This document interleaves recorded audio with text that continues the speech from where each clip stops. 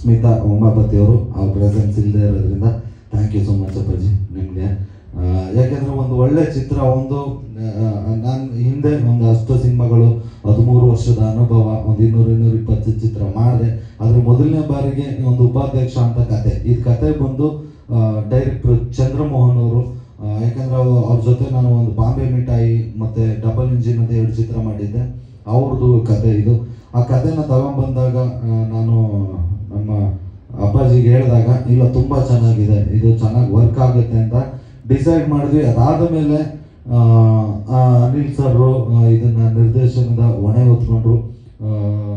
ಇದು ಒಂದು ಹಳ್ಳಿ ಸೊಗಡಿರೋಂಥ ಕತೆ. ಯಾಕಂದರೆ ಅಧ್ಯಕ್ಷ ಎಲ್ಲರೂ ನೋಡಿರ್ತೀವಿ, ಅದು ಒಂದು ಹಳ್ಳಿ ಸೊಗಡಿರೋ ಕತೆನೇ. ಇದು ಅದೇ ಥರ ಒಂದು ಗೆಜ್ಜೆಪುರ ಅಂತ ಆ ಊರಿನಲ್ಲಿ ನಡೆಯುವಂಥ ಕತೆ. ಆ ಅಧ್ಯಕ್ಷ ಏನಾಗಿತ್ತು, ಪೂರ್ತಿ ಹಳ್ಳಿಲೇ ಮುಗಿದೋಗುತ್ತೆ ಸಿನಿಮಾ. ಆದರೆ ಇದು ಸ್ವಲ್ಪ ಬೇರೆ ವರ್ಷನೂ ಎತ್ಕೊಂಡಿದೆ. ಹಳ್ಳಿನಲ್ಲಿ ಶುರುವಾಗಿ ಮತ್ತೆ ಒಂದಷ್ಟು ಟ್ರಾವೆಲಿಂಗ್ ಇದೆ.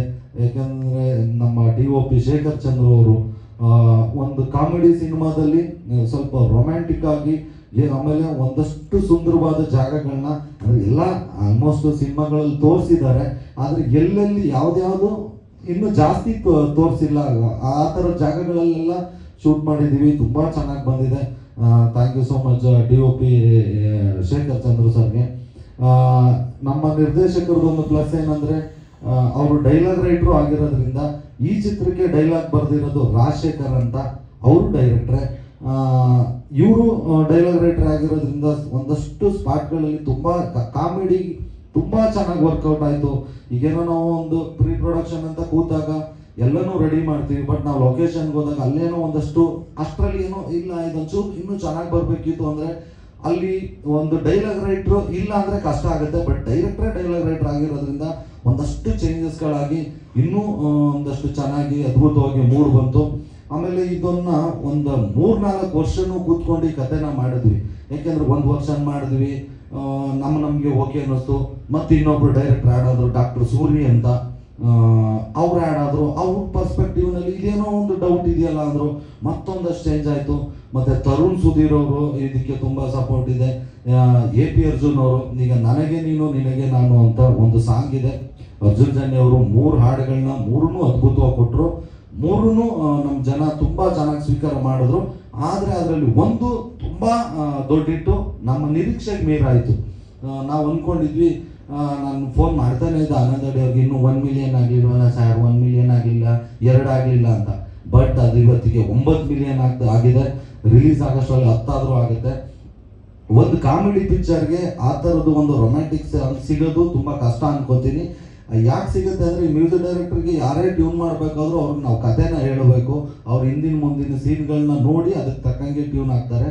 ನಾವು ಈ ಕಥೆನ ಹೇಳಿದಾಗ ಇದರಲ್ಲಿರೋ ಲವ್ ಅಷ್ಟೊಂದು ವೆಯ್ಟ್ ಆಗಿತ್ತು. ತುಂಬ ಒಂದು ಇನ್ನೋಸೆನ್ಸ್ ಲವ್ ಸ್ಟೋರಿ ಇದೆ. ಆ ಲವ್ ಸ್ಟೋರಿ ಕೇಳಿ ಆ ಸಾಂಗ್ ಹುಟ್ಟಿತು. ಫಸ್ಟ್ ಸಿನಿಮಾಗೆ ನನಗೆ ಈ ಥರದ್ದು ಒಂದು ಸಾಂಗ್ ಸಿಕ್ಕಿ ಆ ಸಾಂಗ್ನ ಜನ ಒಪ್ಕೊಂಡಿದ್ದು ತುಂಬ ಖುಷಿ ಪಡ್ತಾ ಇದೆ, ಖುಷಿ ಪಡೋ ವಿಷಯ. ಹಂಗೆ ಇದನ್ನ ಲಿರಿಕ್ ಬರೆದಿದ್ದು AP ಅರ್ಜುನ್ ಅವರು. ಇನ್ನೊಂದು 2 ಸಾಂಗ್ಗಳಿದೆ, ಒಂದು ಇಂಟ್ರೊಡಕ್ಷನ್ ಸಾಂಗು, ಇನ್ನೊಂದು ಡ್ಯಾನ್ಸ್ ನಂಬರು, ಅದು ಡುಯೆಟ್ ಥರ ಮಾಡಿದ್ದೀವಿ. ಅದನ್ನು ನಮ್ಮ ಬಹುದೂರ್ ಚೇತನ್ ಅವ್ರು ಬರೆದಿದ್ದಾರೆ, ಅವರು ಡೈರೆಕ್ಟ್ರು. ಸೊ ಒಂದಷ್ಟು ಡೈರೆಕ್ಟ್ರುಗಳು, ಒಂದಷ್ಟು ಕಲಾವಿದರುಗಳು ಎಲ್ಲರೂ ಸೇರಿ ಈ ಸಿನಿಮಾಗೆ ಸಪೋರ್ಟ್ ಮಾಡಿದ್ರು. ಆಮೇಲೆ ನಾವೇನೇ ಅಂದ್ಕೊಂಡ್ರು, ಈಗ ಡೈರೆಕ್ಟರ್ ತಲೆಯಲ್ಲಿ ಒಂದು ಸೀನ್ ಬಂದರೆ ನಾನು ಇಲ್ಲ ಇದು ನೀನು ತೆಗಿಬೇಕು, ಈ ಥರ ಶೂಟ್ ಮಾಡಬೇಕು ಅಂದರೆ ಅದಕ್ಕೆ ಮುಖ್ಯವಾಗಿ ಬೇಕಾಗಿರೋದೇ ದುಡ್ಡು. ಅದನ್ನು ಪ್ರೊಡ್ಯೂಸರೇ ಕೊಡಬೇಕು. ಬಟ್ ಈ ಸಿನಿಮಾದಲ್ಲಿ ನಂದು ಯಾವುದು ಏನು, ಈಗ ನಾನೊಂದು 2-3 ಪಿಕ್ಚರ್ ನಾನು ಆಲ್ರೆಡಿ ಮಾಡಿದ್ದಿದ್ರೆ ಗೊತ್ತಿರೋದು ನನಗೆ, ಹಿಂದೆ ಇಷ್ಟು TV ರೇಟ್ಸ್ ಹಿಂಗೆ ಹೋಗುತ್ತೆ, ಇಷ್ಟು ಜನ ಬರ್ತಾರೆ, ಇಷ್ಟು ಮಿನಿಮಮ್ ಬಿಸ್ನೆಸ್ಸು ಇದಾಗುತ್ತೆ ಅಂತ. ಆ ಧೈರ್ಯದ ಮೇಲೇ ಎಲ್ಲರೂ ಖರ್ಚು ಮಾಡ್ತಾರೆ. ಬಟ್ ಅದು ಯಾವುದನ್ನು ನೋಡಿದೆ ಕಥೆನ ನಂಬ್ಕೊಂಡು ಈ ಕಥೆಗೆ ಎಲ್ಲೂ ಮೋಸ ಆಗಬಾರ್ದು ಅಂತ ಫಸ್ಟ್ ಸಿನಿಮಾಗೇನೆ ಇಂಥ ಒಂದು DN ಸಿನಿಮಾಸ್ ಅನ್ನೋ ಬ್ಯಾನರ್ ಸಿಕ್ಕಿರೋದು ನಿಜವಾಗ್ಲೂ ನನ್ನ ಪುಣ್ಯ. ಯಾಕೆಂದರೆ ನನ್ನನ್ನು ನಂಬೋದ್ರೋ ಇಲ್ಲೋ ಗೊತ್ತಿಲ್ಲ, ಬಟ್ ಕಥೆನಂತೂ ಅಪ್ಪಾಜಿ ತುಂಬ ಚೆನ್ನಾಗಿ ನಂಬಿದ್ರು. ಆ ಕಥೆನ ನಂಬ್ಕೊಂಡು ಅಲ್ಲಿ ಏನು ಖರ್ಚು ಮಾಡಬೇಕು ಅಂದರೆ ನನಗೆ ನನ್ನ ಮಿತಿಗೆ ಮೀರಿ 100% ಈ ಸಿನಿಮಾದಲ್ಲಿ ಖರ್ಚು ಮಾಡಿದ್ದಾರೆ. ಯಾಕಂದರೆ ನಾವು ಎಲ್ಲ ನೋಡಿದಾಗ ಜನಗಳಿಂದನೂ ಆ ರೆಸ್ಪಾನ್ಸ್ ಬಂದಿದೆ, ಇಲ್ಲ ತುಂಬ ರಿಚಾಗಿ ಮಾಡಿದ್ದಾರೆ ಅಂತ.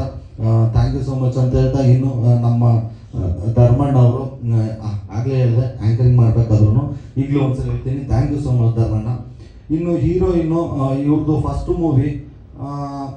ನಾವು ಬೇರೆ ಕಲಾವಿದರನ್ನ ಹೊಗಳಷ್ಟು ನಂಗೆ ನಾಲೆಡ್ಜ್ ಇಲ್ಲ, ಅಷ್ಟೊಂದು ದೊಡ್ಡವನು ಅಲ್ಲ, ಜಡ್ಜ್ ಮಾಡೋಕ್ಕೂ ನಂಗೆ ಬರಲ್ಲ. ಆದರೆ ಯಾಕೆ ಹೊಗಳ್ತೀನಿ ಅಂದರೆ ನಾವು ಡೈರೆಕ್ಟ್ರು, ಪ್ರೊಡ್ಯೂಸರು, ನಾವೆಲ್ಲ ಒಂದು ಹತ್ತತ್ರ ಒಂದು 50 ಸಲ ನಾವೇ ಸಿನಿಮಾನ ನೋಡ್ಬಿಟ್ಟಿರ್ತೀವಿ.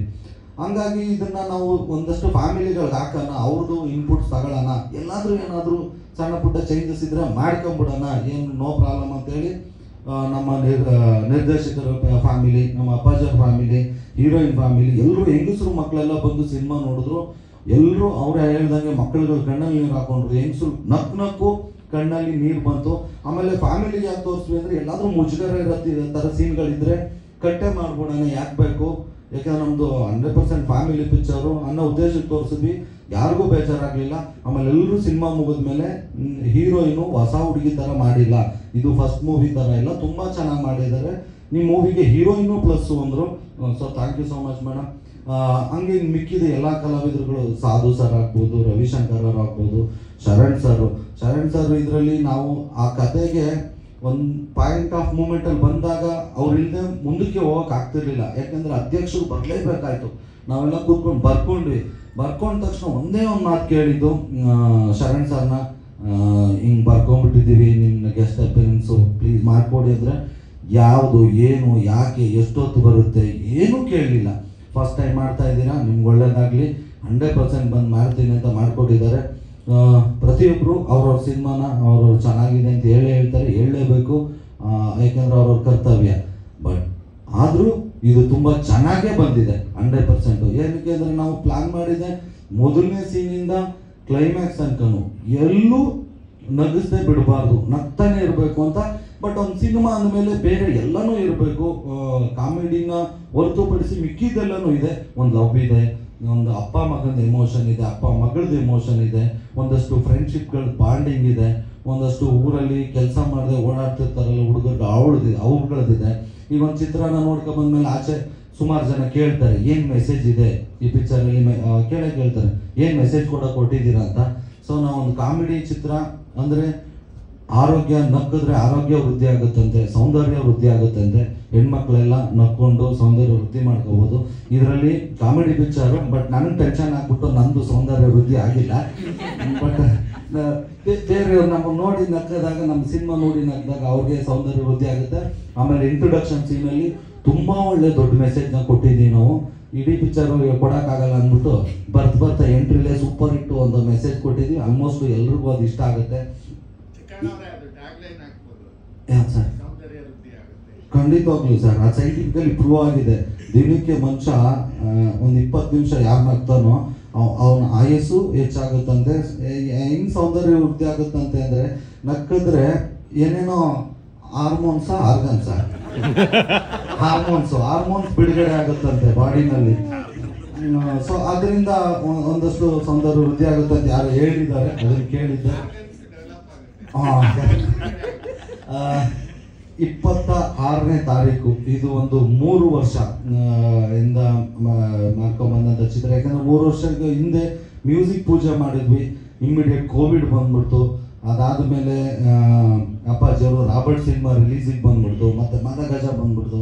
ಅದೆಲ್ಲ ಆದಮೇಲೆ ಮತ್ತೆ ಶುರು ಮಾಡೋಣ ಅಷ್ಟರಲ್ಲಿ ಇವ್ರದ್ದು ಎಲೆಕ್ಷನ್ ಬಂತು. ಸೊ ಇದೆಲ್ಲನೂ ದಾಟಿ ಇವತ್ತು 26ನೇ ತಾರೀಕಿಗೆ ಬಿಡುಗಡೆಗೆ ಸಿದ್ಧ ಆಗಿದೆ.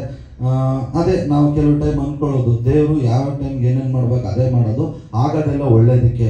ಅದಕ್ಕೆ ದೇವ್ರು ಇಲ್ಲಿ ತನಕ ತಳ್ಕೊಂಬಂದ ಅನ್ಕೊತೀನಿ. ಏನಕ್ಕೆ ಅಂದರೆ ಮೊನ್ನೆ ಯಾರೋ ಹಿಂಗೆ ಮಾತಾಡ್ಬೇಕಾದ್ರೆ ಹೇಳಿದ್ರು, ಖುಷಿ ಆಯ್ತು ಅದು ಕೇಳ್ಬಿಟ್ಟು. 2014 ಆಗಸ್ಟ್ 15ಕ್ಕೆ ಅಧ್ಯಕ್ಷ ರಿಲೀಸ್ ಆಗಿರೋದು. 2024 ಜನವರಿ 26 ಗಣರಾಜ್ಯೋತ್ಸವಕ್ಕೆ ಉಪಾಧ್ಯಕ್ಷ ರಿಲೀಸ್ ಆಗ್ತಿದೆ. ಎರಡು ಸ್ವಲ್ಪ ದೇಶದ ಟಚ್ಚು ಸಿಕ್ಕಿದೆ, ಆಶೀರ್ವಾದ. ಹಂಗೆ ಅಧ್ಯಕ್ಷ ಥರ ನಮ್ಮ ಉಪಾಧ್ಯಕ್ಷನು ದೊಡ್ಡಿಟ್ಟಾಗುತ್ತೆ ಅನ್ನೋ ನಂಬಿಕೆಯಲ್ಲಿ ಇದು ತುಂಬ ಕಷ್ಟಪಟ್ಟು ಇಷ್ಟಪಟ್ಟು ಮಾಡಿರೋಂಥ ಚಿತ್ರ. ತುಂಬ ಅದ್ಭುತವಾಗಿದೆ 100%. ಯಾಕಂದರೆ ನೋಡಿರೋರು ಹೇಳಿದ್ದಾರೆ, ಮೊದಲಿಗೆ ತುಂಬ ಭಯ ಇತ್ತು ಹೆಂಗೆ ಅಕ್ಸೆಪ್ಟ್ ಮಾಡ್ತಾರೋ ಏನೋ ಅಂತ. ಬಟ್ ನಾವು ಒಂದೊಂದೇ ಕಂಟೆಂಟ್ಗಳನ್ನ ಬಿಡ್ತಾ ಅದಕ್ಕೆ ಜನರದ್ದು ಆಶೀರ್ವಾದ ಸಾಂಗ್ಗಳಿಗಾಗ್ಬೋದು, ಟ್ರೈಲರ್ಗಾಗ್ಬೋದು ಸಿಕ್ಕಿದಾಗ ತುಂಬ ರಿಲೀಫ್ ಆಗಿದ್ದೀವಿ. 26ಕ್ಕೆ ಬಿಡುಗಡೆ ಆಗ್ತಿದೆ. ಕೆಲವು ಏನು ಮಾಡೋಕ್ಕಾಗಲ್ಲ, ಅಲ್ಲಲ್ಲಿ ಒಂಚೂರು ಥಿಯೇಟ್ರ್ ಸಮಸ್ಯೆಗಳು ಆಗುತ್ತೆ. ಎಲ್ಲೆಲ್ಲಿ ನಿಮ್ಗಿಲ್ಲ ಅನ್ಕೋತಿರೋ ಮಲ್ಟಿಪ್ಲೆಕ್ಸಲ್ಲೂ ನಮ್ಮ ಚಿತ್ರಗಳಿರುತ್ತೆ. ದಯಮಾಡಿ ಎಲ್ಲರೂ ನೋಡಿ ಹರಿಸಿ ಆಶೀರ್ವದಿಸಿ. ಯಾಕೆಂದರೆ ಇದು ಮೊದಲನೇ ಹೆಜ್ಜೆ. ಹೊಸ ವರ್ಷಕ್ಕೆ ಹೊಸ ಕನಸನ್ನು ಕಟ್ಕೊಂಡು ಜನವರಿ 26ಕ್ಕೆ ನಿಮ್ಮ ಮುಂದೆ ಬರ್ತಾ ಇದ್ದೀವಿ. ಖಂಡಿತವಾಗ್ಲೂ ನಿಮ್ಗೆ ಇಷ್ಟ ಆಗಿರೋ ಥರನೇ ಸಿನಿಮಾನೇ ಮಾಡಿದ್ದೀವಿ. ದಯಮಾಡಿ ಈ ಚಿತ್ರನ ನೋಡಿ ಹರಿಸಿ ಆಶೀರ್ವದಿಸಿ. Thank you.